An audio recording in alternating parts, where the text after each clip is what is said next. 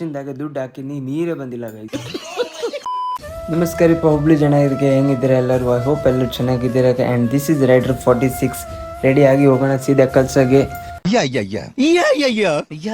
ತೆಳಗ್ ಬಂದು ಬೈಕ್ ಹಾಕೊಳ್ಳಿ ಸ್ಟಾರ್ಟ್ ಮಾಡೀನಿ.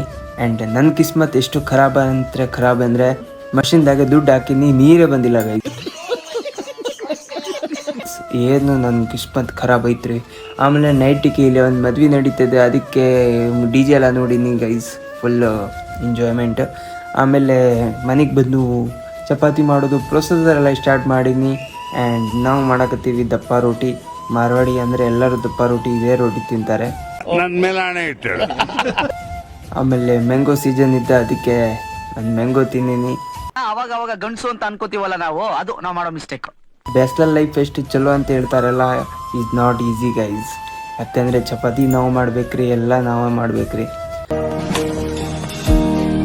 ಸೊ ಏನಾದರೂ ನಿಮಗೆ ಈ ವ್ಲಾಗ್ ಇಷ್ಟ ಆಗಿದ್ರೆ please like, share and comment. Thank you so much. ಅಷ್ಟೇ.